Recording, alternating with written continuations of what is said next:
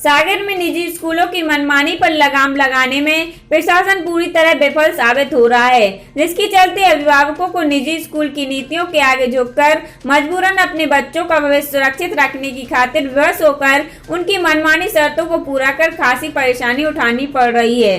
हालत यह है कि कोविड काल में बंद पड़े स्कूल के संचालन के नाम पर भी मनमानी फीस अभिभावकों से निजी स्कूल वसूल रहे हैं। जो अभिभावक इसकी पूर्ति नहीं करता, उसके बच्चों को स्कूल संचालक शिक्षा के अधिकार से वंचित करने की धमकी देकर दबाव बना रहे हैं, जिससे इन स्कूलों के अत्याचार से परेशान अभिभावकों अब ऐसे स्कूल पर कार्रवाई करने की आवाज उठा लामबंद हो गए हैं। निजी स्कूल की मनमानी से फीस से परेशान ऐसे अभिभावकों ने स्कूल प्रबंधन के खिलाफ मोर्चा खोलते हुए अभिभावक संघ के बैनर तले जिला शिक्षा अधिकारी कार्यालय परिसर पहुँच कर डीओ का घेराव किया और निजी स्कूल पर कार्रवाई की मांग को लेकर कार्यालय के बाहर धरना प्रदर्शन किया।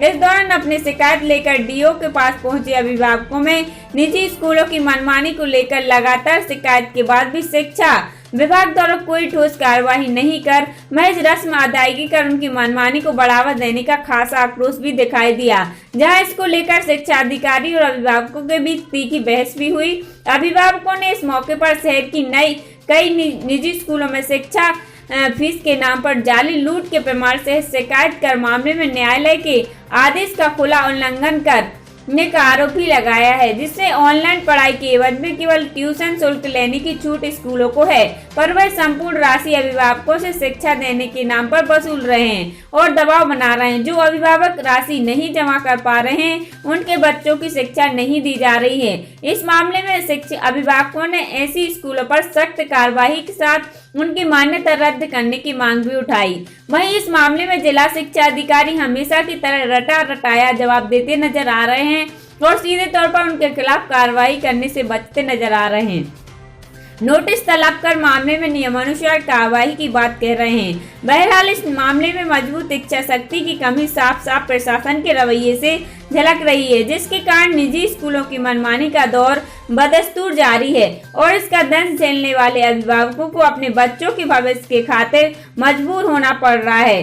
इस मामले में प्रमाण सहित मिली शिकायत पर विभाग क्या कार्रवाई करता है, देखना लाजमी होगा, वरना शिक्षा का मौलिक अधिकार हासिल करने न्याय के लिए अभिभावक का अब न्यायालय की शरण लेने का मन बना।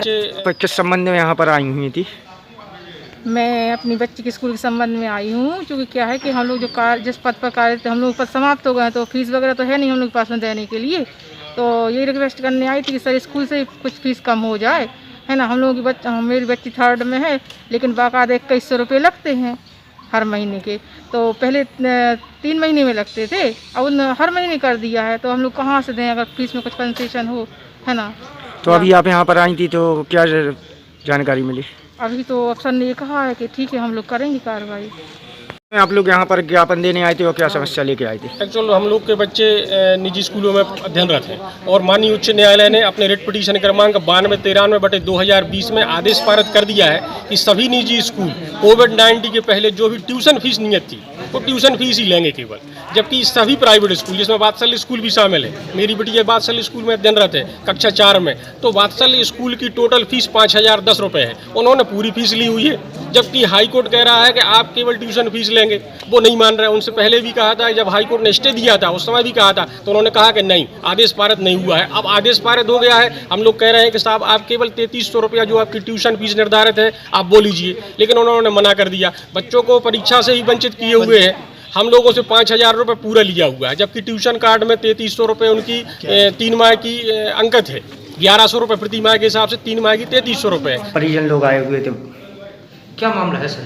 उन्होंने एक ज्ञापन सौंपा है कि जो शासकीय स्कूल हैं वो ट्यूशन फीस के अतिरिक्त अन्य फीसें भी ले रहे हैं, तो विभाग के निर्देश हैं कि केवल ट्यूशन फीस ही प्राइवेट स्कूल ले सकते हैं। तो उस ज्ञापन में उन्होंने जिन स्कूलों का उल्लेख किया है उनको हम SCN जारी कर रहे हैं, और अगर उन्होंने ट्यूशन फीस के अतिरिक्त फीस ली है तो वो हम उनको निर्देशित करेंगे, वो अभिभावक को वापस करेंगे। सर जैसे कि सुप्रीम कोर्ट के भी आदेश आ गए हैं, फिर भी निजी स्कूल नहीं सुन रही हैं, तो इन पे क्या धाराएं हैं? मैं SCN जारी कर रहा हूँ इसी संबंध में, उनसे कारण पूछ रहा हूँ कि शासन और हाई कोर्ट के निर्देश के बाद भी उन्होंने अन्य फीसें क्यों ली, वो अपना पक्ष रखेंगे, जवाब देंगे। वो कार्रवाई बनती है सर, हम्म? कार्रवाई बनती है। अगर ये सिद्ध हो जाएगा तो बनेगी कार्रवाई। उनका जवाब आने दे, उनने क्या अपने पक्ष में वो क्या कह रहे, क्या तथ्य दे रहे, उसके बाद निर्णय होगी।